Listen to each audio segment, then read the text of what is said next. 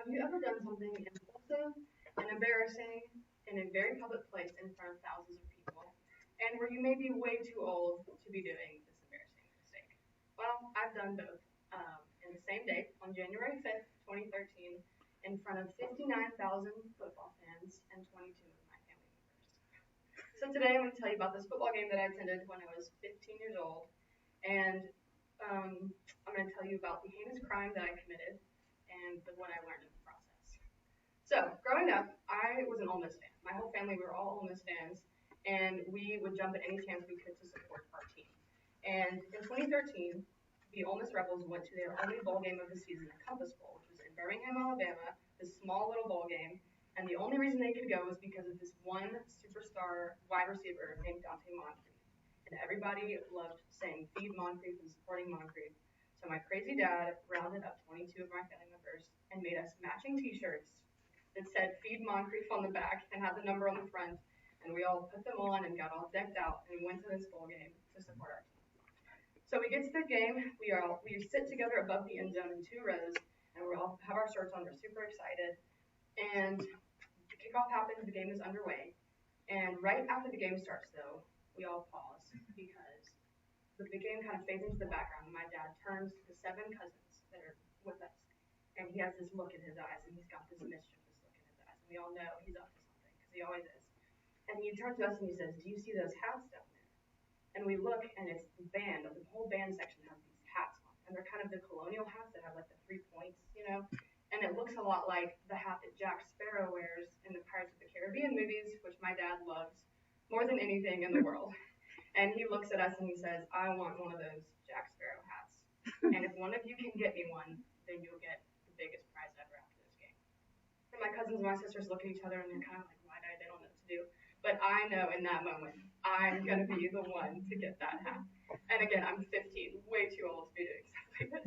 So then I have to figure out what I'm going to do. I'm going to get this hat.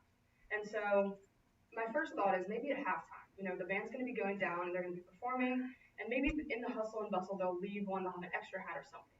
So I wait and I wait. And finally, halftime happens. They go onto the field, and I go down to the section, and I start looking underneath the seats and everything. But of course, there's no hat left behind. Everybody has their hat on their head on the field. Nothing is there. And so I run back up to my seat, discouraged. I've got to think of something else.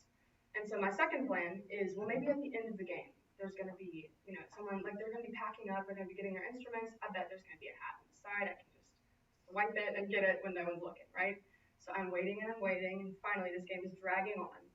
But the third quarter happens, and at the end of the third quarter, the band starts to leave early. All of a sudden, they start to leave, and I start to panic because my plans have all changed, and all of a sudden, and I have to figure out what to do. And so I grab my sister and my cousin for moral support, and I go down to the section, and I'm just kind of standing there on the side, watching everybody pack up, just kind of creeping on the side, figuring out what I'm going to do. And they're just kind of standing there waiting on me. They don't know what I'm going to do. I don't know what I'm going to do. I'm watching everybody leave one by one, and there's just hat after hat is going out the door. But then there's this one kid who's kind of hanging back, and he's taking his time and packing up. And his back is turned away from me, and he has his hat on his head. And so it's very obvious. And everybody in this section has left. So there's this giant, glaring, empty part of the football stadium that I have to go into to get this hat. So it's very obvious. But I look at my sister and my cousin, and I say, I got to do it. This is my shot. So I creep up behind this guy, and in front of 59,000 people and God and 22 of my family members, I snatch the hat off of his head, turn and bolt up the bleacher stairs, like boom, boom, boom, boom, run up all these stairs, up the seats, past everybody. And then I get up to where my seat is. I shimmy past my 22 family members, and my grandparents are just looking at me like disapproval, disapproval. And I go and I sit down next to my dad, and I plop the hat in his lap. And he just looks at me, and his eyes are kind of wide because he's kind of amazed and shocked that I did it, but also kind of proud because he's like, man, yeah, I would have done the same thing. But then he's kind of nervous because he looks up and he sees the kid coming up because obviously he's seen what I've done. I've gotten away with nothing. And so he's coming up, and he's coming from over here, and at the same time, a cop is coming from this direction, meeting him in the middle and glaring up at me and knowing this kid is up to no good. So my dad sees this whole thing happen, and he's like, oh no, I've messed up. I've got to fix this. So he gets up, he takes the hat, and he starts to walk. And I'm protesting. I'm like, are you kidding me? I just risked my whole reputation to get this thing? No way. But he starts to get up and he goes down and he talks to the kid and he like gives him the hat, shakes his hand, slips the cop a 20 or something to be like, please don't get us into trouble, something like that. And so he kind of appeases the whole situation. And he comes back up and I'm mad. I'm like, I risked everything. I almost went to jail because I stole that hat for you. And he gives me another look this time.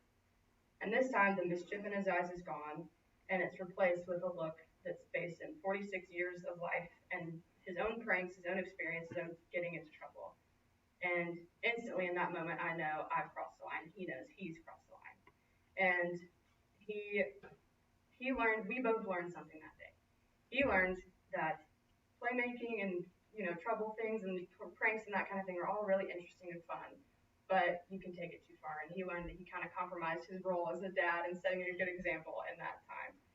And for me, well, I learned a bunch of things. I went into that game expecting a good football game, sitting with my family, eating some nachos, something like that. And I ended up getting into a lot of trouble and learning a valuable lesson.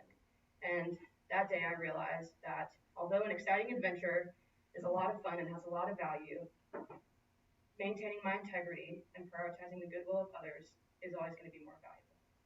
So remember that truth if you ever find yourself in a similar situation, but if you do get into trouble, you take it too far like I did, just remember what my dad always says. Poor decisions make for better stories.